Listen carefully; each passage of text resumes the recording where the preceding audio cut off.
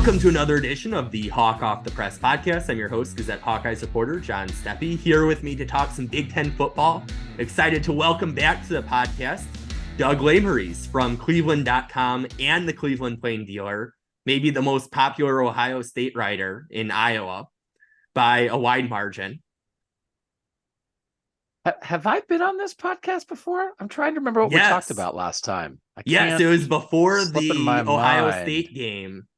It's not ringing a bell, John. I apologize. I'm sure we had a great discussion about tight end coverage or something, but it's good to be back.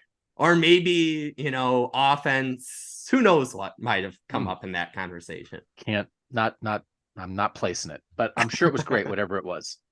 Well, we now have the 2024, 2025 and beyond scheduling format for anybody who, for some reason, hasn't already heard about this Flex Protect Plus, which sounds almost like football equipment, but no, that's the Big Ten scheduling name for it. So no divisions, varying numbers of protected rivalries.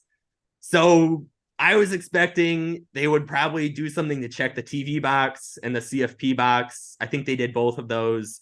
Doug, what stood out to you when they announced Flex Protect Plus?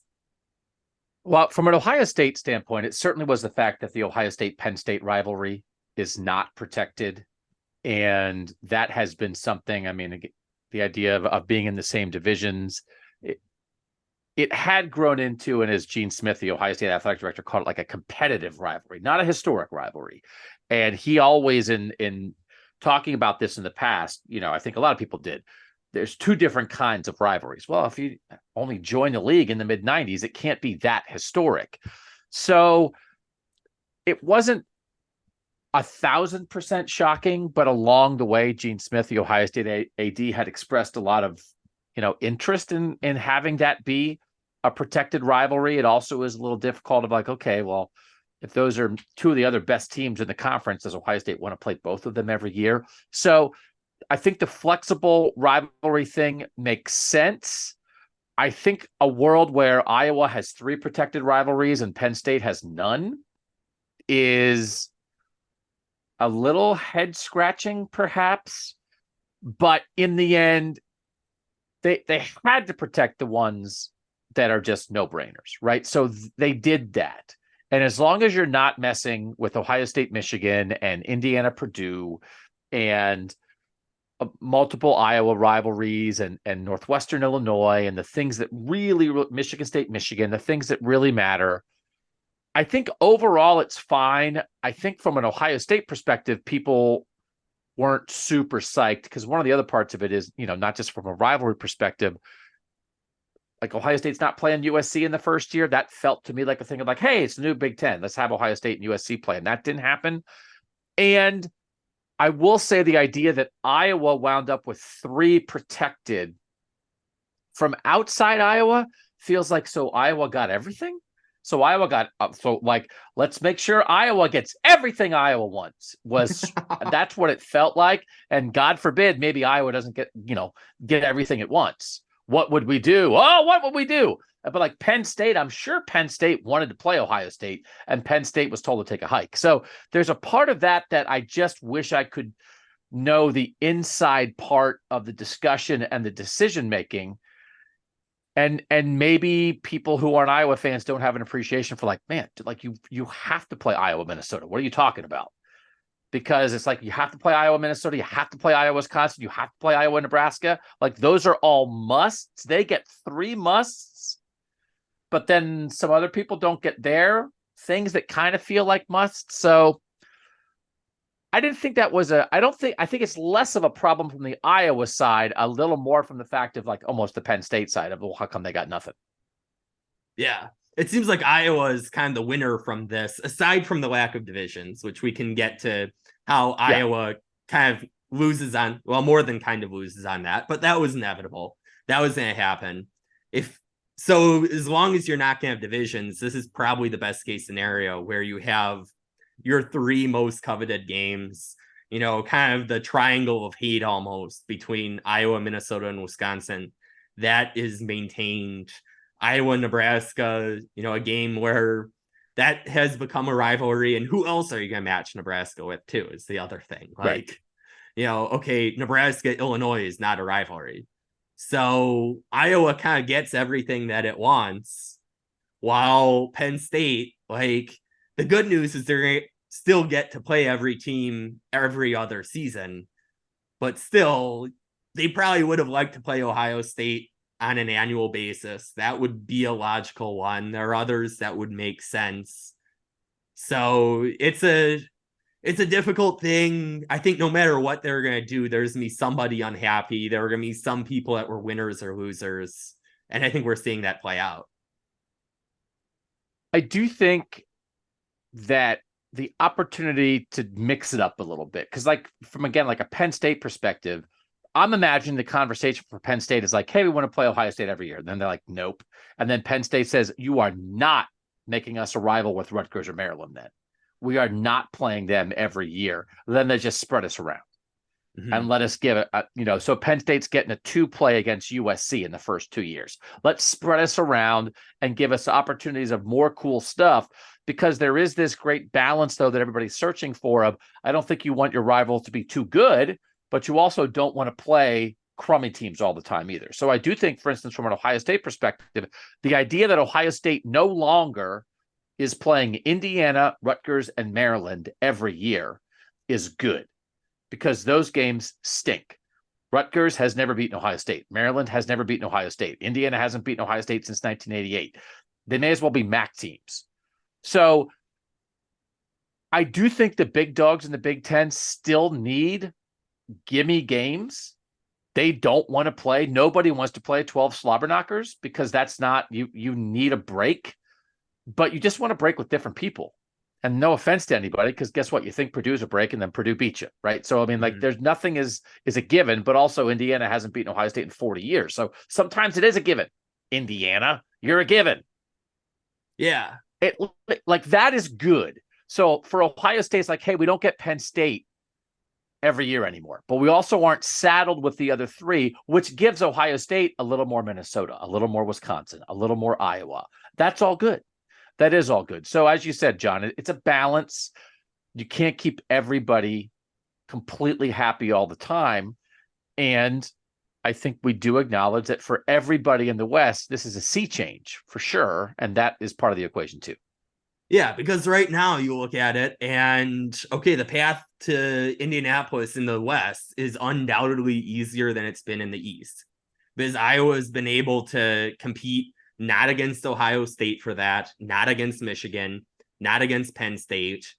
So you look at that, and Nebraska's been down. Wisconsin has had its moments for sure. Northwestern has had its moments, but it's not quite the same as going up against kind of the blue bloods of the conference in the East. So you look at that, and it'll be an adjustment, and I think too, the other thing to your point about Indiana, Rutgers, etc., just being gimmies, might as well be MAC teams. You're going to have probably some more matchups against the kind of top tier teams and middle tier teams, which should at least be a little more competitive. I think the Big Ten's TV partners are probably going to like that versus, every Big Ten East game, if it's not, Ohio State, Michigan getting unbelievable ratings, you're getting this really good team against this really much farther down team. You can get some more competitive matchups during the season, and certainly more competitive in Indianapolis too. 42-3 is not great for TV. That's not great for anybody. And that, I think, is going to be incumbent upon the traditional West teams to figure out and to define the version of what is success in this new era, in a world where you can't chase a Big Ten West banner. And frankly, this is going to contradict a little bit what I was griping about earlier. But one of those things is through something like a rivalry game, through the possession of those trophies, that if you're Iowa, and so for Penn State's biggest win in this is we don't have to be in the same division with Ohio State, Michigan anymore. We have a path to the Big Ten championship game that doesn't include, you have to beat both those teams. So that's a big win for Penn State. Iowa's path is now substantially more difficult. So in that world, if you said, okay, well, Penn State, how are you going to define success? Well, we're going to define success because getting to the Big Ten championship game will be a big deal, and we have a much better chance to do it. Iowa, how are you going to define success? Getting to the Big Ten championship game is going to be much more difficult. So then how do we do it? With rivalry games. I actually think that is part of this discussion and reasonable. I am on a joy push, John, and this may seem odd for people who remember our last conversation, or for some people in the state who think that I am just a grumpy old jerk. I want people to enjoy their college football teams. And part of that is context. And part of that is figuring out what really is success. What are reasonable expectations? And in a world where we become more nationalized, where the playoff discussion seems to drive everything, yes, we're expanding from 4 to 12. That increases opportunity. But come on. There are still 2/3 of the teams in the Big Ten that are almost never going to be reasonable about a playoff bid, right? Like that's not really what you're chasing. So what are you chasing? Well, you can't win the division anymore. What are you chasing? Well, maybe you're trying to beat your rival. You have to be able to say, is it not, do you hang banners for winning seasons? We know bowls, but like we have to reinvigorate, I think, the bowl system. But that's hard when guys opt out. It's hard when bowls have weird names. I don't know. Do you hang banners for double-digit win seasons? Hey, what's the new standard of success? If we win 10 games, we're hanging a banner. If we win 10 games, we're having a parade. You have to have something to chase, and then you have to have something to celebrate. And if you're not geared to have that be a playoff spot, then what are you chasing? So beat your rival, get that trophy, carry it around the field. Okay, maybe that's why they did maintain these games. But find ways, and I think Iowa's a good example of this. Now, Iowa's on the high end of this because, frankly, the best of Iowa is a playoff team. We've seen versions of that. It's not like Iowa has no chance at a playoff. Mm-hmm. In a world where I think the Big Ten is going to get 3 teams every year and has a chance to get 4 in certain years, Iowa can be that. Iowa could be has been the 3rd or 4th best team in the Big Ten. That's not impossible. For half the schools, it's literally impossible. But also, Iowa fans have to find a way to be happy. And, Minnesota, Wisconsin, Iowa State, Nebraska, when you play teams like that on a regular basis and you beat them, that's something to celebrate. We have to do that, or we're going to wind up with a bunch of miserable people who aren't in the playoff race and aren't sure what else they're trying to do. That's a great point. And to your point, like you look at the end of the season, and last year, Iowa was playing for a Big Ten championship berth till the very end against Nebraska. Yep. And you had so much of that West Division that was still playing for something bigger than just a particular game in terms of a West Division title, still playing for that in the last 1 or 2 weeks. And you had similar with the year before, where, okay, Iowa beats Nebraska, Minnesota beats Wisconsin, Iowa goes to Indy, but that could have gone an assortment of different ways, depending on how those final 2 days of the season went.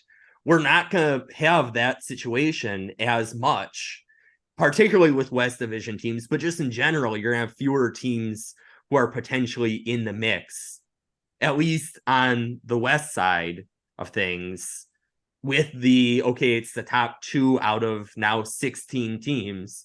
And you're not adding Rutgers and Maryland either. You're adding USC and UCLA. So you're adding to the top of that tier. So, or adding to that top tier versus adding a couple gimme games. So, well, oftentimes gimme games. So that's the other thing too, is like, it's going to be different. And I think you bring up a great point about rivalries will be part of that in terms of there's going to be more meaning to, okay, yeah, Indy isn't in the works this year, but hey, won all 3 rivalry games, all 3 in the Big Ten, or 4 if you include Cyhawk overall. That could mean something. And Iowa could be competing for college football playoff spots too. So not to say that Iowa won't be in the picture at all. Like, I think they absolutely can, but yeah, it's me a different world with these bigger conferences. And if they get any bigger, I think they'll just be continued to, okay, Indy might not necessarily be the end all be all as much as it was in past years. Some programs are national title or bust. Some teams in the 12-team playoff world are going to be playoff or bust. But if you're not that, then what are you? And this is all on you, John. I'm going to lay it at your doorstep. I think it is completely like you'll hear coaches talk about it. Jim Harbaugh a couple of years ago, I guess the first year that Michigan made the playoff, he's talking about, well, we accomplished some of our goals because what are Michigan's goals? Let's talk about Michigan. So they want to beat their rival, Michigan State. They want to beat their rival, Ohio State. They want to win the Big Ten. They want to make the playoff, and they want to win the national championship. So even in a very good year, they went 3 for 5 that first year because they lost to Michigan State and they didn't win the national title. But if Jim Harbaugh before the season would not have been afraid to articulate those goals and set them out very specifically, and that was lofty for Michigan at that time because they hadn't been a playoff team, but you can acknowledge them because they're a clear thing. John, it's up to you. Every year, you should do this. You should tell your readers and tell your listeners, what are the goals for Iowa this year? Win those 4 rivalry games? Okay, that's good. What else? Be 500, make a bowl, win the bowl that you make, win 10 games, have a better record than Nebraska. Like, set out what you're trying to do. And then at the end of the year, you can go down and check off how many boxes did you check on your report card. But if we just go in and be like, okay, well, let's see what happens on Saturday, you're not going to know because that divisional thing, I think the West, and I had you on our national college football podcast, the College Football Survivor Show, to talk about this. And I had somebody talk about Wisconsin, somebody talk about Nebraska on that podcast a couple months ago. I think the Big Ten West was either the best representation of that or the worst representation of that.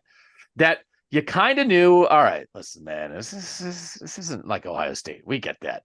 But yet everybody then, and maybe not Nebraska because they stunk for too long, but they should have been, there were actual reasonable expectations for every single team in that division. There was no reason for any team in that division to be like, nope, Big Ten division championship, no chance.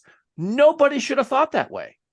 That was awesome. It's your own little world and something to chase, and it's gone. And I don't know, the first 10 years of the divisionless world in the Big Ten, I don't know. Do we think Ohio State, Michigan, USC, and Penn State might take up all 20 of the spots in the championship game in the first 10 years? Could Wisconsin slide in? Could Iowa slide in once? I don't know. If we were setting an over-under on those 4 programs, and frankly, it might be 3. Penn State, we might be being too nice to Penn State to throw them in there, but I'll throw them in. Those 4 programs, over-under 20 spots the first 10 years. What's your over-under? 18? I don't know. So, I was so say then like what 16. do you do? I mean, that's what we're talking about. So then Minnesota's fighting for 1 in a decade? 1 scrap, try to get in 1. Maryland is dreaming of let us get in 1. Michigan State, once upon a time, would have competed for that. Can they get back to there? So Iowa fans are going to look to you, John, to say, what are our goals? Because I don't think you can define success successfully unless you set out goals ahead of time. And fans are going to need some help with that. That's a great point. And it's so clear in this division world where you go into the facility and you see the doors that connect the indoor practice field to the weight room. It says something along the lines of the road to Indianapolis goes through these doors, where Indianapolis is very front and center. You see the Big Ten West division banners. That's to me something that's going to have to be figured out in 2024. On a different note, from our last conversation, I vaguely remember I might have said something about you not having to buy a drink in Iowa City. I can't. I'm just not ringing a bell on that. A lot has happened since then. Well, the downside for you is that you won't have Iowa City until at least 2026. So if there is any reason why people would want to buy you drinks, I have to wait for a few more years. Yeah, that's unfortunate. Lovely college town. Always enjoy my visits to Iowa City. Lovely stadium. Have covered some great games. there. So yeah, that's unfortunate. And yeah, maybe Gary Barta and I can just kick back together whenever I do get to Iowa City and just reminisce and reflect on the good old days, you know? Yeah. The good old days of divisions and yes, other things. And other So things. so then kind of switching gears to 2023, final year of this East-West setup. And it seems like it's a perfect representation of why the Big Ten isn't keeping these divisions from a competitive imbalance standpoint at the top. Of course, you look at the bottom of the East and the West has done pretty well against those teams. But you look at the top of the East, you've got potentially maybe 3 top 10 teams in that. I think for sure. And then you've got the West where you have 3 teams with new head coaches. So it's kind of the tale of 2 divisions here, where that West division, Iowa's in a good position for, especially with getting both Michigan State and Rutgers in the crossover games. That helps too. So, but then in the East, it's going to be, it seems like, at least from my vantage point, however many 100 miles away from that division, that could really be a gauntlet this year. I do think, and I've been saying this on our national show, the College Football Survivor Show, that I do think that Ohio State and Michigan are 2 of the 4 best teams. Does that mean they'll both make the playoff again? I don't know. And I think Penn State is reasonably not just a top 10 team, but like a top 7 team, potentially. A lot's going to hinge, obviously, on Drew Aller, the second-year quarterback who's going to take over for Sean Clifford there. But I think Michigan has a chance, or maybe even should be the best version of itself yet. That I think they're still ascending.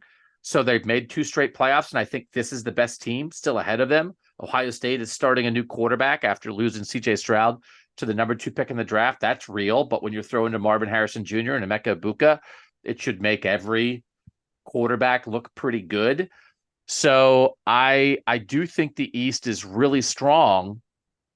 And then the West fascinates me because of all the transfer quarterbacks, and you just don't know. Mm-hmm. But Cade McNamara at Iowa, obviously, and Jeff Sims at Nebraska, and Ben Bryant at Northwestern, and Luke Altmaier at Illinois, and Tanner Mordecai at Wisconsin. Tell me who the best of those 5 is going to be, and maybe that's the answer of who's going to win the West. And it's not exactly that simple, but it's fascinating. I do think it's sort of the transfer portal working, right, correctly, unless you don't like it. I kind of like quarterback development at every level, but these are good but not great programs that have a chance to rectify quarterback situations with snapping your fingers. And I didn't even mention Hudson Card at Purdue. Like, it's all real. And so you do that and it makes it fun, but they're not all going to be great. But 1 or 2 of those quarterbacks might be awesome. Have a chance to be second or third team all Big Ten.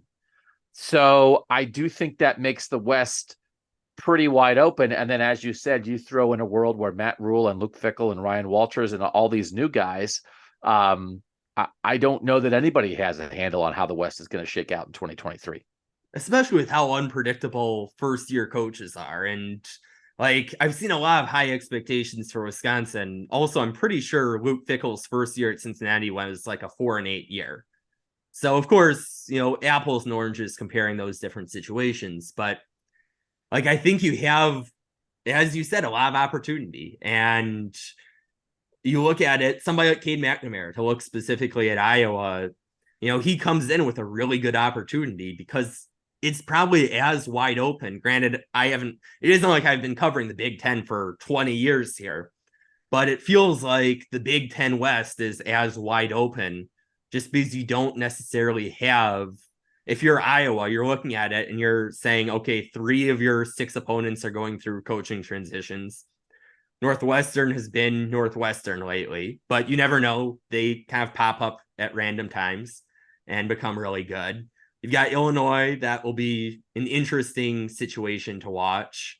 And then you've got Minnesota. That'll be interesting as well. So, you could probably come up with 3 different Big Ten West power rankings, and all 3 would probably make a lot of sense in terms of, it isn't like a crystal clear, like last year, I remember with the Cleveland.com poll, like it seemed like almost everybody had Iowa and Wisconsin 1 and 2.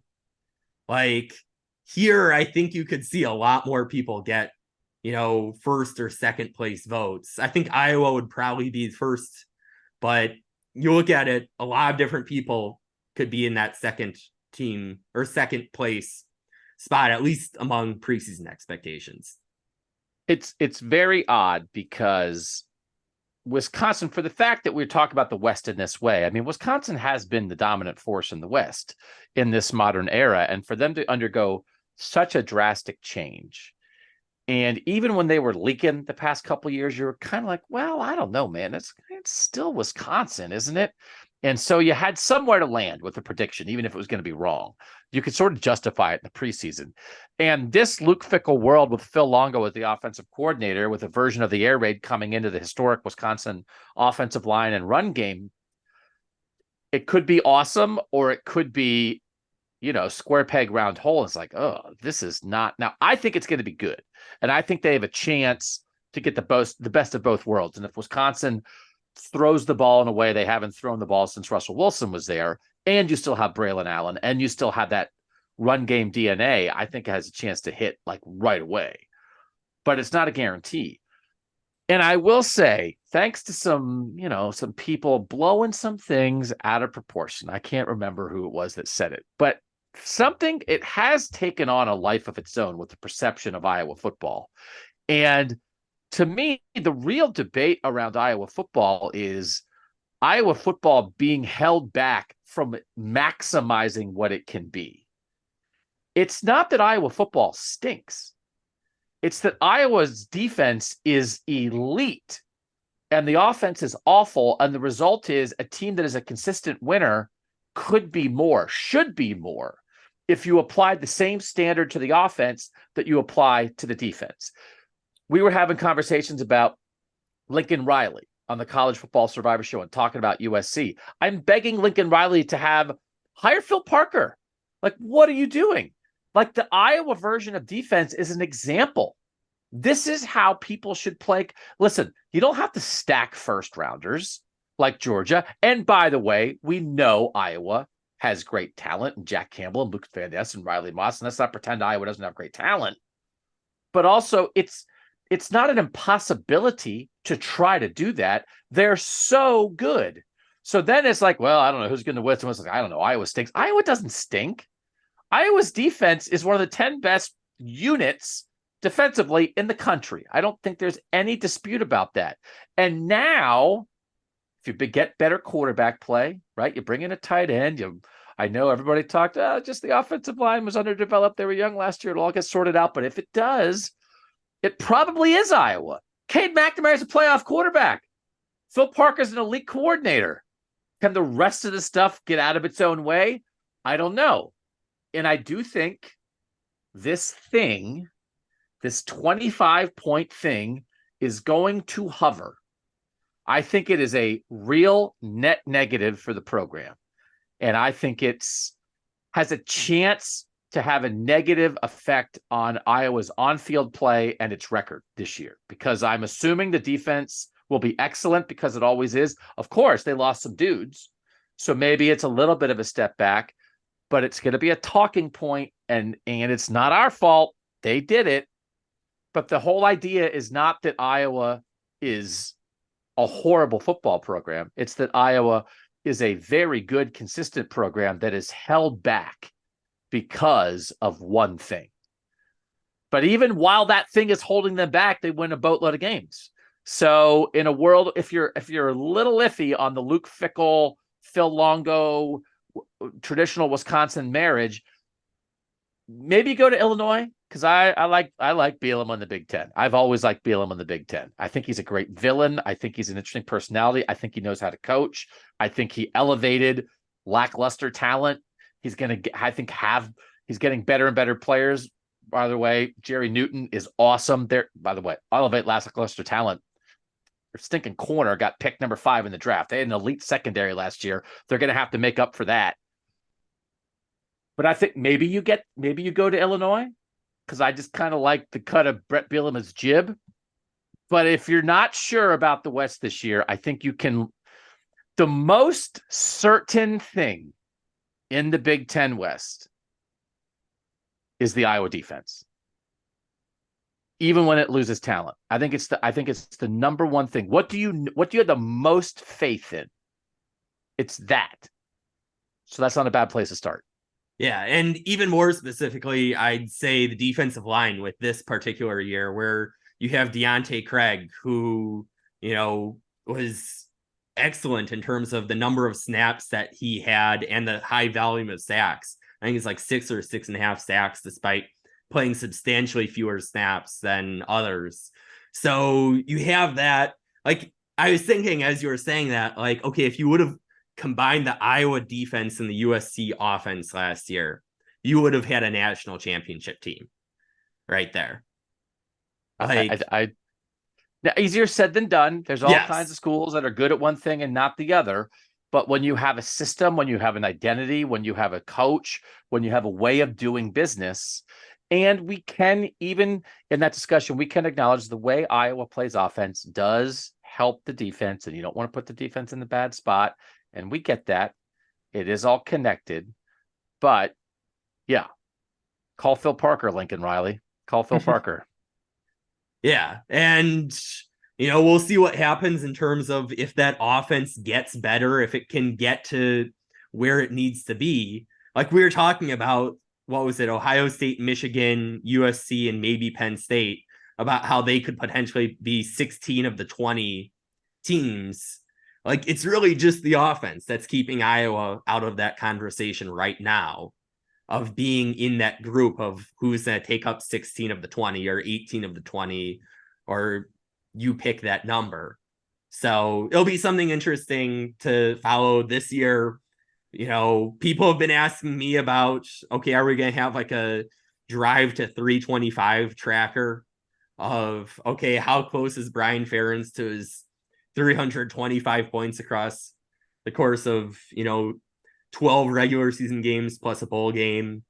So yeah, it is something that's going to be, I think, on everyone's minds. Brian has said that it's not going to affect the way he coaches. That's also easier to say, though, in either March or April. The months tend to blend together. I think that was technically April at that point. Somebody will probably correct me. But in the spring, that's a lot easier to say than if you have a couple games where you don't hit 25 points and you're lagging behind that average. Then we'll see how that plays out. That'll be interesting. One of the many interesting things about what I think will be overall very interesting year, both for Iowa and the Big Ten in 2023. I mean, it's the end of an era, for good and for bad, in a lot of ways. So it's interesting to think about if it's truly the end of an era at Iowa football, and you don't change coaches because they expanded the playoff. But I mean, like, the world is a changing.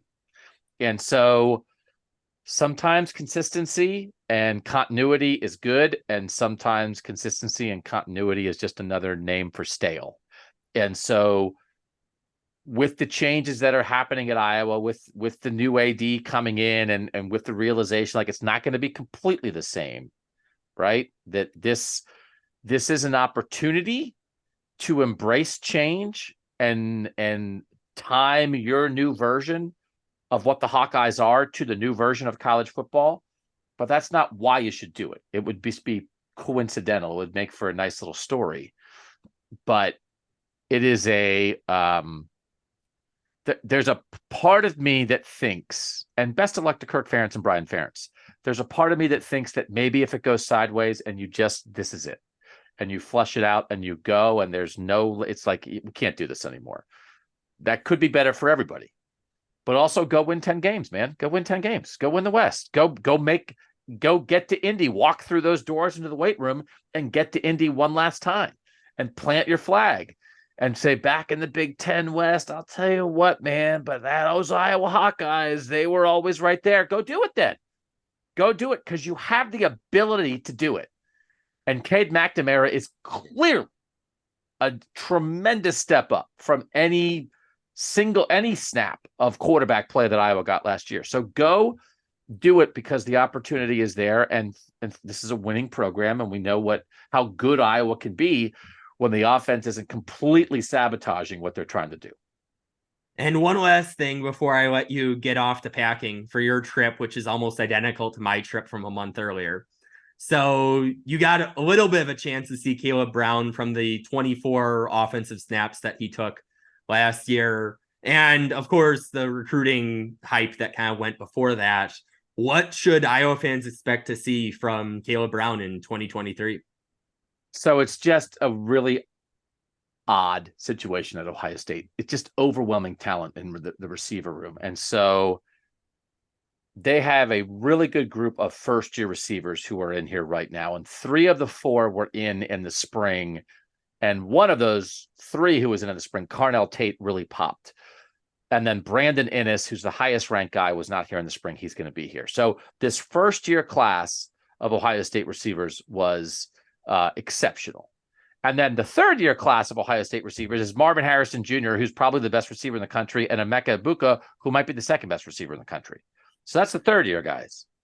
So this second-year class of Ohio State receivers was caught in between, and Kaleb Brown was part of that. So 2 of those 4 Ohio State receivers transferred after the spring. Caleb Burton, who's from Texas, transferred. He battled injuries and never was really himself here. Kaleb Brown, that wasn't the issue. Kaleb Brown is really kind of just about opportunity. But in a world where you've got the first-year guys right behind you pushing you, and you've got the third-year guys blocking you for right now, it's not about Kaleb Brown. Kaleb Brown didn't do anything wrong here. So my analysis of his 24 snaps at Ohio State is, I don't know. What? There's nothing that I remember. But people said good things about him. There's no misstep in this transfer, right? There's no, hey, by the way, there's no off-field stuff. There's no, he messed this up in a game. There's no, he didn't fit the system. There's none of that I'm aware of. It's all, this dude is probably in the most competitive position room in the country. And at some point you think to yourself, well, I think I'm ready to play, but I don't think I'm going to play ahead of Emeka Egbuka, Marvin Harrison Jr., and Julian Fleming, by the way, who's a 4th-year guy who was the number 1 receiver recruit in the country in his class. So you're not going to play now. And by the way, they love the guys behind me. And in the current recruiting class, they have the number 1 receiver in the 2024 class who's going to be here next year. So then when Kaleb Brown would have been a 3rd-year guy here, he's now got Jeremiah Smith as a 1st-year guy, plus all these 2nd-year guys, plus what if one of the other just got squeezed, man. So as soon as he left, he's a Chicago kid, as you guys know. And it's like, all right, this is why I was like, he has to stay in the Big Ten. The Big Ten has to keep him. This is how the portal works. Like, hey, Big Ten, don't let Kaleb Brown go to LSU. What are you doing? Like, he has to wind up at Illinois or Wisconsin with Phil Longo in the new system, or Iowa or something. Matt Rule, make a splash. So I was surprised by Iowa, but good for him. Great opportunity. And the bottom line is Brian Hartline doesn't recruit receivers at Ohio State. He selects them. He picks the 4 guys he likes every year. And he very rarely gets told no. And he picked Kaleb Brown. And then Kaleb Brown got to Ohio State and didn't do anything wrong. And now he's a Hawkeye. It's pretty good for Iowa. So, I just think he's a typical explosive kind of guy who has a chance to do some stuff yards after the catch and everything else. But sometimes you're looking for the what went wrong, and less so with how prominent the portal is now. But if you're looking for a what went wrong, there is none. So best of luck to Kaleb Brown. And I think he should, I don't know, is he going to be Iowa's leading receiver? Would there be any reason that he's not? The only question would be the tight ends, if they have more than him, because you have Luke Lachey, you have Eric Hall, they're going to have a lot of production. But if you look among wide receivers, he can be that top wide receiver. It'll be interesting how they play him and Nico Ragaini, which person is in the slot, which person do they kick out wide. So you'll see, I would assume that they're going to keep Brown in the slot would be my guess, but we'll see what they end up deciding to do. Obviously a lot of time between now and fall camp. So you look at it, he's to be the most talented guy, most likely. You have Seth Anderson, who transferred in, but from the FCS level, that's not really the same as being one of Brian Hartline's hand-picked guys. Yeah. So he's going to be that top wide receiver going in terms of at least expectations going into it. And I'll be curious to see how they combine. It's an interesting mix of weapons that they have. They have some weapons to work with. Cade McNamara is going to have some guys to throw to, because you've got Luke Lachey, you've got Eric Hall. Both of them could be NFL tight ends. So, and obviously, you know the story with Luke Lachey well, with his Ohio State connections. So you've got those two tight ends who are excellent. You've got Addison Ostrenga, a third tight end who could potentially be in the mix. Then at wide receiver, you've got Brown, who, you know, has a ton of potential in the slot to be truly outstanding. You have a veteran guy like Nico Ragaini, who you kind of know what you're going to get to a large extent. You've got Deontay Vines, who knows what happens when he's finally healthy. So it'll be interesting to see how Brian Ferentz does put these pieces together. But I think however you put it together, if Kaleb Brown does not have a lot of opportunities, you're doing something wrong, clearly. Ohio State wishes it had Luke Lachey. I know that. Yeah. And he would absolutely be a primary part of their offensive game plan if they had offered the son of the Ohio State legend, Jim Lachey, and Ohio kid. So, yeah, I mean, it's not, the cupboard is not bare at Iowa. So go score 25.3 points per game. Well, Doug, thanks for joining me. Always fun. Love talking with you.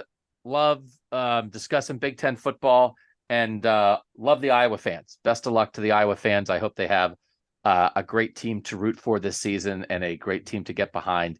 And everybody listening, make sure you hold John accountable for helping you set reasonable and again, here I am like, what are the goals? Nobody has set a goal better than Iowa football. 25 points a game.